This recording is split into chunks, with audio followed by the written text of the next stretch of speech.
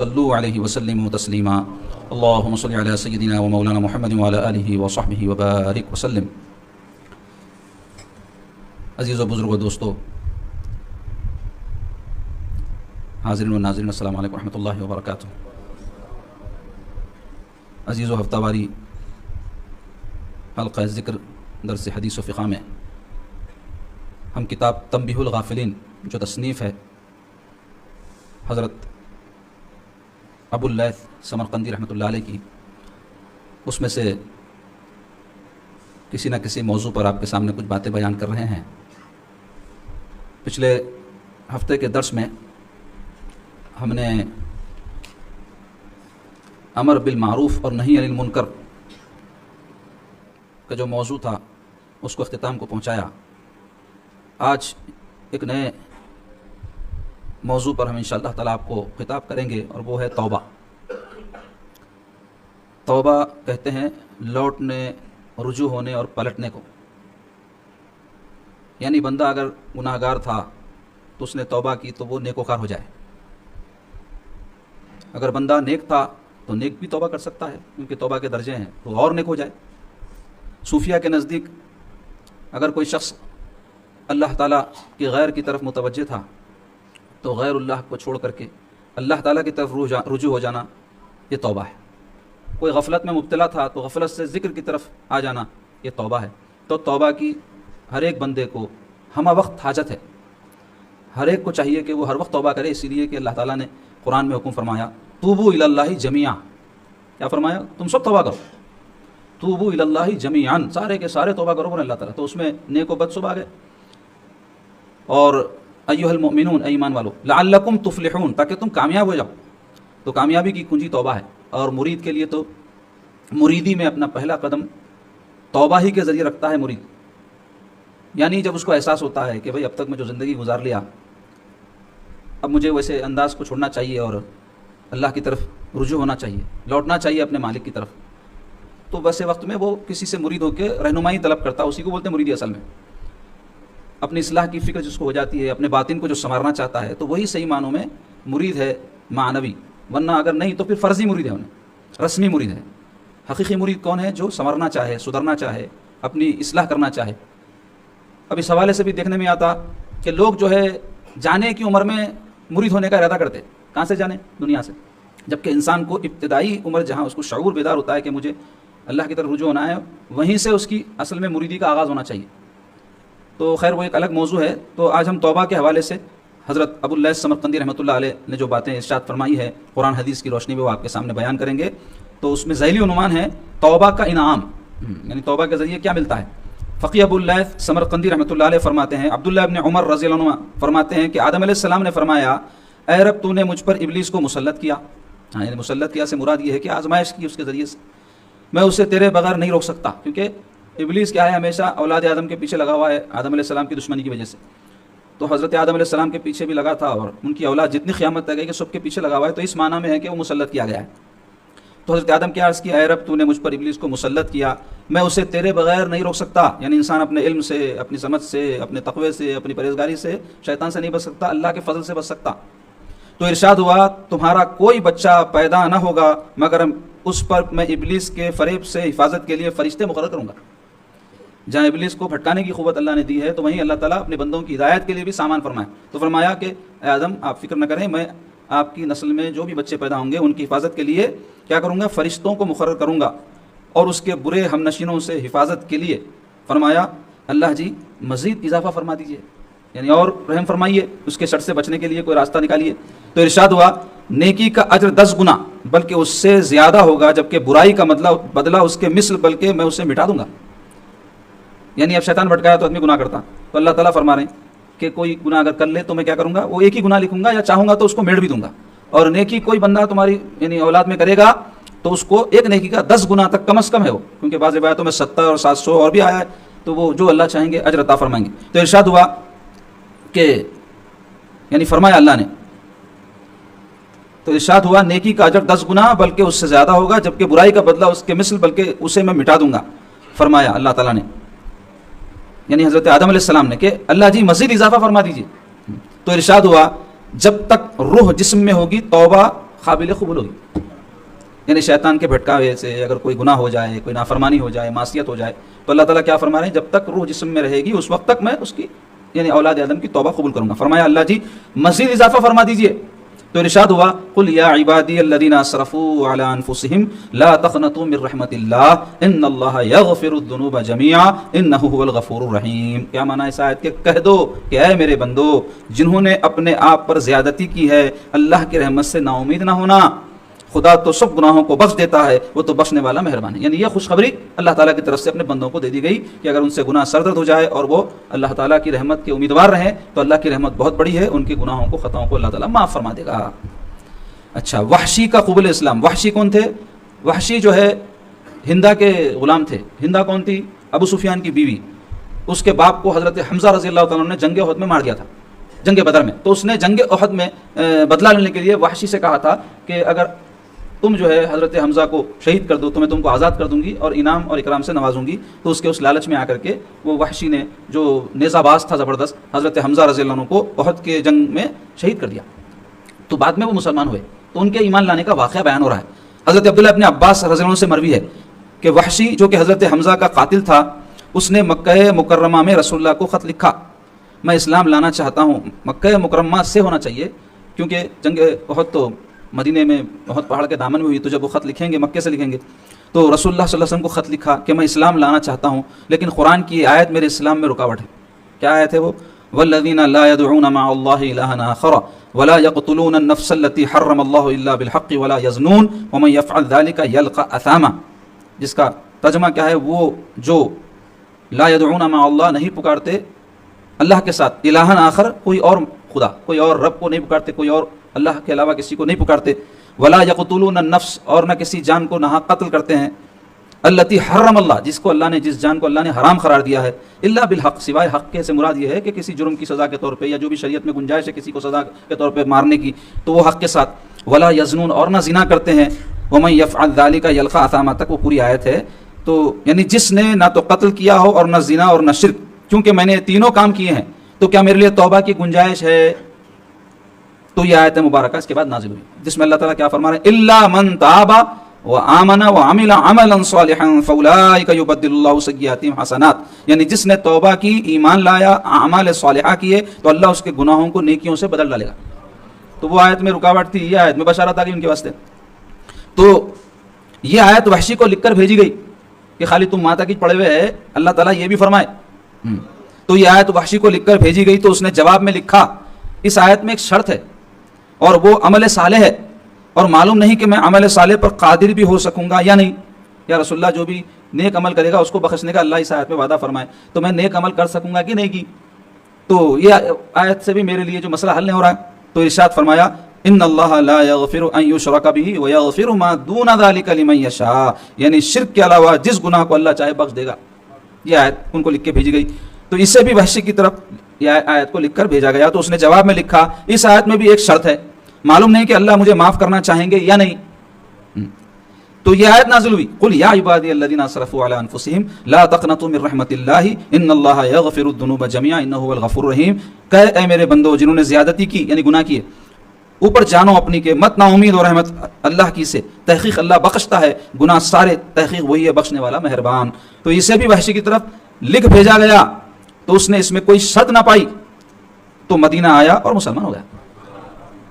تو کیا پتہ چلا اس بات سے کہ اللہ تبارک و تعالیٰ اتنے مہربان ہیں کہ کوئی اس قسم کا بھی آدمی انہوں قتل کیے تھے اور پہلے سے مشرک بھی تھے اور کوئی نیک کام بھی نہیں کیے تھے, لیکن جب دل میں داعیہ پیدا ہوا ایمان لانے کا, نیک بننے کا, تو اللہ تعالیٰ کی طرف سے کیا بشارت ہے کہ میرا کوئی بندہ اگر جو ہے سچا اللہ کا بندہ ہے, لا تقنطوا من رحمت اللہ, اور اللہ کی رحمت سے نا امید بھی نہیں ہے, تو اللہ تعالیٰ کی طرف سے بشارت ہے ایسے بندے کے لیے کہ ان اللہ یغفر الذنوب جميعا, سارے کے سارے گناہ اللہ معاف فرما دے گا.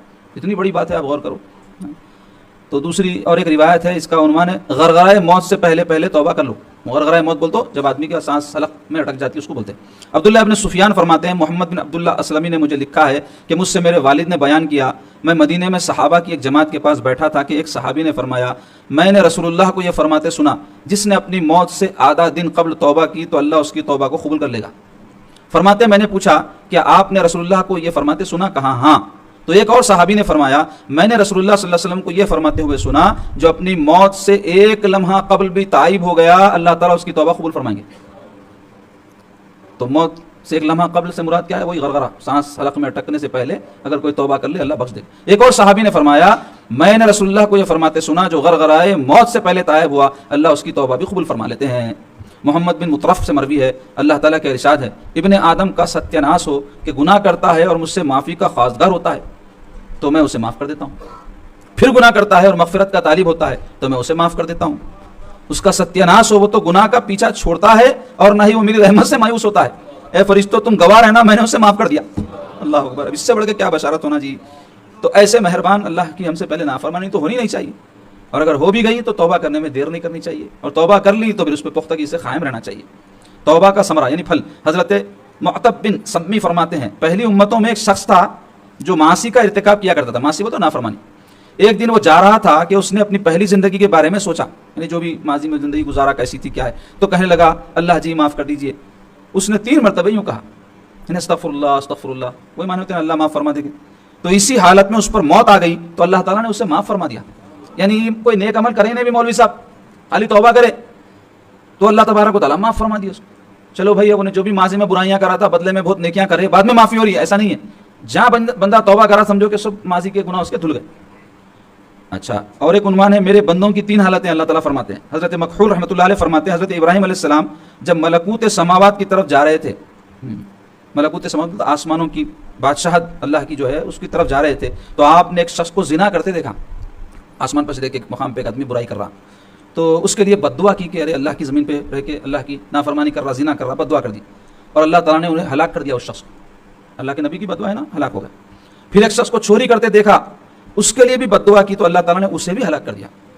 پھر ارشاد ہوا ابراہیم میرے بندوں کو چھوڑ دے. یعنی گناہ گار کو دیکھتے بد دعا کر دے رہے ہیں، ایسا ہوگا تو سب گناہ گار ہے بھائی، مر جائیں گے پورے. تو اللہ تعالیٰ کیا فرمایا ابراہیم میرے بندوں کو چھوڑ دے. میرے بندوں کی 3 حالتیں ہیں بولے. ایک یہ کہ وہ توبہ کرے اور میں اس کی توبہ قبول کر لوں. دوسرے یہ کہ اس سے اولاد پیدا ہو جو میری عبادت کرے، یعنی وہ نہیں کر سکا لیکن بچہ اس کا نکل گیا، یہ تو بھی ہوگا. تیسرے یہ اس پر بدبختی غالب آ جائے اور وہ جہنم رسید ہو. تو فقیر رحمۃ اللہ علیہ اس کی تشریح میں فرماتے ہیں کہ یہ حدیث اس بات کی طرف رہنمائی کرتی ہے کہ بندہ جب توبہ کرتا ہے تو اللہ تعالیٰ اس کی توبہ قبول فرماتے ہیں. تو بندے کو رحمت خداوندی سے مایوس نہیں ہونا چاہیے. ارشاد باری تعالیٰ ہے انہ لا ییأس من روح اللہ الا القوم الکافرون، یعنی اللہ کی رحمت سے صرف کافر ہی مایوس ہوتے ہیں. ایک اور روایت میں وہو الذی یقبل التوبۃ عن عبادہ ویعفو عن السیئات، اللہ کی ذات وہ ہے جو اپنے بندوں کی توبہ قبول فرماتا ہے اور ان کے گناہوں کو بخش دیتا ہے. تو عقل مند کو چاہیے وہ ہر وقت اللہ سے توبہ کرے اور گناہ پر مصر نہ ہو. تو یہ ہر وقت توبہ کرے کیوں بول رہے ہیں؟ اس واسطے کہ انسان سے کیا گناہ سرزد ہو رہے ہیں اس کا اندازہ بھی نہیں رہتا اس کو. ہم کیا سمجھتے ہیں، ہم کو جو چیزیں معلوم ہے کہ یہ گناہ ہے اور ہم نہیں کرے، جیسے قتل ہے، زنا ہے، یا بڑے بڑے کوئی گناہ ہے تو ہم اچھے ہیں، مگر ایسا نہیں ہوتا. ہماری آنکھ، ہمارے کان، ہماری زبان، ہمارے خیال، ہمارا دل بعض ایسے کاموں میں ملوث اور مبتلا رہتا جو گناہ رہتے ہم کو اندازہ نہیں رہتا اس کا. آنکھ نامحرم کو دیکھ لیتی، بھول جاتے ہم دیکھ لے کے. کان سے کوئی بری بات سن لیتے اور وہ گناہ میں مبتلا ہو جاتے. زبان سے غیبت کر دیتے کسی کے بارے میں، کسی کو بیجا طنز کر دیتے، اندازہ بھی نہیں رہتا، ہم سمجھتے ہم کیا کریں، بات کریں خالی. تو ایسے کئی اعضاء انسان کے گناہوں میں مبتلا ہو جاتے ہیں جس کا ان کو اندازہ نہیں رہتا. تو اس واسطے ضروری ہے کہ بندہ روزانہ توبہ کرے. بلکہ بہتر یہ ہے کہ جب اس کو خیال آیا کہ میں کوئی غلط کام کراؤں گا پورے اللہ سے استغفر اللہ. اس واسطے کثرت استغفار کا حکم ہے، مگر لوگ استغفار پڑھ تو لیتے مطلب نہیں سمجھتے. اللہ تعالیٰ سے معافی چاہ رہے ہیں اس کے ذریعے. تو معافی چاہنا کیا معنی ہے؟ یعنی بندہ پشیمانی اختیار کر رہا کہ میں غلط کرا تو پھر اس کو وہ کام نہیں کرنا چاہیے نا. تو تب جا کے توبہ پوری ہوں گی. توبہ صرف الفاظ کا نام نہیں ہے، توبہ کیفیات اور جذبات کا نام ہے اور اقدام کا نام. تو بتا رہے ہیں کہ اللہ کی ذات وہ ہے جو اپنے بندوں کی توبہ قبول فرماتی ہے، ان کو معاف فرماتی ہے. آپ صلی اللہ علیہ وسلم کا معمول کیا تھا؟ آپ صلی اللہ علیہ وسلم کا ارشاد ہے بخدا میں دن میں 100 مرتبہ اللہ کی جناب میں توبہ کرتا ہوں. اب توبہ تو گناہوں سے ہوتی ہے نا بھائی. رسول اللہ صلی اللہ علیہ وسلم تو معصوم ذات گرامی ہے، تو پھر حضور کس بات کی توبہ کرتے تھے؟ علماء لکھے ہیں کہ یہ توبہ سے وہ توبہ مراد نہیں ہے جو ہم گناہ کر کے یا کوئی نافرمانی کر کے توبہ کرتے. یہ توبہ سے مراد یہ ہے کہ رسول اللہ صلی اللہ علیہ وسلم کا ہر آن اللہ تعالیٰ درجہ بڑھا رہے ہیں. وَلَلْآخِرَةُ خَيْرٌ لَكَ مِنَ الْأُولَىٰ، قرآن میں ہے آپ کا ہر اگلا لمحہ گزشتہ لمحے سے بہتر ہے. تو رسول اللہ صلی اللہ علیہ وسلم کے جو درجات بلند ہو رہے ہیں، ہر لمحہ حضور کا درجہ بلند ہو رہا. تو حضور جب اعلیٰ درجے میں پہنچتے ہیں اور نیچے کے درجے کو دیکھتے ہیں تو اس پر استغفار کرتے بولے علماء، یا پھر بولے بعض امت کے لیے استغفار فرماتے رسول اللہ صلی اللہ علیہ وسلم. امت کی بخشش کی ہر وقت اللہ تعالیٰ سے دعا کرتے رہتے. حضرت علی بن ابی طالب رضی اللہ عنہ کا ارشاد ہے، میں حضور صلی اللہ علیہ وسلم سے کوئی بات سنتا تو اللہ تعالیٰ مجھے جتنا چاہتے اس سے نفع دیتے، اور جب کوئی دوسرا مجھ سے بیان کرتا تو میں اس سے قسم لیتا، اگر وہ قسم کھا لیتا تو میں اس کی تصدیق کرتا، یعنی حضور فرمائے بلکہ انہیں قسم کھایا تو میں قبول کر لیتا۔ حضرت ابو بکر صدیق نے مجھ سے بیان کیا کہ رسول اللہ صلی اللہ علیہ وسلم نے فرمایا، جو کوئی بندہ گناہ کرے پھر اچھی طرح وضو کرے اور 2 رکعت نماز پڑھ کر اللہ سے توبہ و استغفار کرے تو اللہ تعالیٰ ضرور اس کی توبہ قبول فرما لیتا۔ ابو داؤد شریف، ترمذی شریف، ابن ماجہ شریف، مسند احمد شریف، اتنی حدیث پاک کی کتابوں میں یہ حدیث پاک ہے جو بشارت ہم کو عظیم بشارت دے رہی ہے کہ اگر کوئی گناہ ہم سے سرزد ہو جائے تو اس کا توبہ کا طریقہ کیا ہے۔ وضو اچھی طرح کرنا، 2 رکعت نفل نماز پڑھ کے اللہ تعالیٰ سے گڑ گڑا کے اپنے گناہوں کا اعتراف کرنا، شرمندگی کا اظہار کرنا، کیونکہ میں بولا نا توبہ صرف الفاظ کا نام نہیں ہے یا منہ پہ تھپڑا مار لینے کا نام نہیں ہے، بلکہ توبہ پشیمانی اور اس حد کا نام ہے کہ ہم آئندہ گناہ نہیں کریں گے۔ پھر یہ آیت مبارکہ تلاوت کی سیدنا علی نے، وَمَن يَعْمَلْ سُوءًا أَوْ يَظْلِمْ نَفْسَهُ ثُمَّ يَسْتَغْفِرِ اللَّهَ يَجِدِ اللَّهَ غَفُورًا رَحِيمًا۔ ہاں، جو کوئی ترجمہ ہے، جو کوئی برا کام کر لے یا اپنے نفس پر ظلم کر لے یعنی گناہ کر لے، پھر اللہ تعالیٰ سے مغفرت طلب کرے تو وہ اللہ تعالیٰ کو مغفرت فرمانے والا اور رحم فرمانے والا پائے گا۔ ایک اور روایت میں ہے کہ یہ آیت پڑھی، والذین اذا فعلوا فاحشة او ظلموا انفسهم ذکروا اللہ فاستغفروا لذنوبهم ومن يغفر الذنوب الا اللہ ولم يصروا على ما فعلوا وهم يعلمون اولئک جزاؤهم مغفرة من ربهم وجنات تجری من تحتها الانہار خالدین فیہا ونعم اجر العاملین۔ ترجمہ ہے، اور وہ کہ جب کوئی گناہ کھلا کرتے ہیں یا اپنے حق میں اور کوئی برائی کر بیٹھتے ہیں یعنی مومن لوگ، تو خدا کو یاد کرتے ہیں اور اپنے گناہوں کی بخشش مانگتے ہیں، اور اللہ کے سوا گناہ بخشے بھی کون، اور جان بوجھ کر اپنے افعال پر اڑے نہیں رہتے یعنی گناہ کرے اس کو ہر درمی سے نبھا رہے اور اسی پہ قائم رہ رہے ہیں، ایسا نہیں کرتے۔ ایسے ہی لوگوں کا صلہ اللہ تعالیٰ کی طرف سے بخشش اور باغ ہیں جن کے نیچے نہریں جاری ہیں اور وہ اس میں ہمیشہ بستے رہیں گے، اور اچھے کام کرنے والوں کا بدلہ بہت اچھا ہے۔ سورہ آل عمران کی آیت ہے۔ حضرت حسن بصری حضور صلی اللہ علیہ وسلم کا ارشاد نقل کرتے ہیں کہ آپ صلی اللہ علیہ وسلم نے فرمایا، جب اللہ تعالیٰ نے ابلیس کو نیچے اتارا تو کہنے لگا، تیری عزت اور عظمت کی قسم، میں بنی آدم یعنی اولاد آدم میں تفریقہ ڈالوں گا، یعنی جھگڑا لڑائی ڈالوں گا ان کے بیچ میں، حتیٰ کہ آپ اس کی روح کو اس کے جسم سے الگ کر دیں، یعنی مرنے تک میں تفریقہ پیدا کروں گا، وسوسے ڈالوں گا، جھگڑے پیدا کروں گا میاں بیوی میں، رشتہ داروں میں، پڑوسیوں میں، مسلمانوں میں آپس میں، یہ شیطان کا کام ہے۔ تو اللہ تعالیٰ نے ارشاد فرمایا، میری عزت و عظمت کی قسم، میں اپنے بندوں سے توبہ نہ ہٹاؤں گا یہاں تک کہ وہ غرغرۂ موت میں مبتلا نہ ہو جائے۔ اللہ اکبر۔ انہیں چیلنج کرا کہ میں تیرے بندوں کو مرے تک چھوڑوں گا نہیں، ان کے پیچھے لگا رہوں گا، تو اللہ تعالیٰ بولے میں بھی اپنے بندوں کو نہیں چھوڑوں گا، ان کی توبہ قبول کرتے رہوں گا۔ بولے تو کیسی اللہ تعالیٰ کی طرف سے عنایت ہے، کیسی بخشش ہے۔ اور ہم غلامان مصطفیٰ صلی اللہ علیہ وسلم کے لیے تو بہت ہی زیادہ عنایتیں ہیں اور بہت زیادہ بخششیں ہیں، کیونکہ اللہ تعالیٰ نے تمام امتوں میں سرکار پاک صلی اللہ علیہ وسلم کی امت کو خیر امت فرمایا۔ مگر ایک بات ہے عزیزو جو ہم کو ذہن میں رکھنا چاہیے، اس کے باوجود کہ اللہ تعالیٰ بخشنے والے مہربان ہیں اور ہمارے سرکار شفیع المذنبین ہیں، ہم کو جو ہے اللہ کی اطاعت کرنی چاہیے، رسول اللہ صلی اللہ علیہ وسلم کی اتباع کرنی چاہیے، نہیں اللہ معاف فرمانے والا ہے بولتے جا رہے ہیں، گناہ کرتے جا رہے ہیں، اللہ معاف کرنے والا ہے بول رہے ہیں، گناہ کرتے جا رہے ہیں۔ تو یہ بات اچھی ہے کیا؟ بولو آپ، کوئی آپ کا چاہنے والا ہے، کوئی آپ سے محبت کرنے والا ہے تو آپ اس کو خوش کرنے کی کوشش کرتے، ناراض کرنے کی کوشش کرتے، خوش کرنے کی کوشش کرتے نا۔ تو اللہ تبارک و تعالیٰ سے زیادہ کوئی مہربان ہے ہم پر، سرکار سے زیادہ کوئی رؤوف اور رحیم ہے ہمارے بارے میں، تو پھر ہم نافرمانی اور گناہ کر کے کیسا ناراض کرنا اللہ رسول کو؟ یہ بھی ہم کو سوچنا چاہیے نا بھائی، انہیں بخشنے والا ہے، حضور بخشانے والے ہیں بول کے کیا ہم خلاف ورزیاں کریں گے، نافرمانیاں کریں گے؟ تو یہ طرز اور طریقہ تو وفاداروں کا نہیں ہوتا۔ تو ہم کو چاہیے کہ ہم حتی الامکان کوشش کریں گناہوں سے بچنے، نافرمانیوں سے بچنے کی۔ اب بشر ہے، ہو جائے نفس کے غلبے کی وجہ سے، شیطان کے اثر کی وجہ سے، تو توبہ کر لینا، اور ساری بشارتیں جو ابھی ان جو ہے تعلیمات میں بیان ہوئی، انشاءاللہ تعالیٰ وہ بشارتیں ہم کو حاصل ہو جائیں گی۔ اللہ تعالیٰ ہم کو گناہوں سے بچائے اور فوری گناہ ہونے پر توبہ کرنے کی اور پھر توبہ پر جمے رہنے کی توفیق نصیب فرمائے۔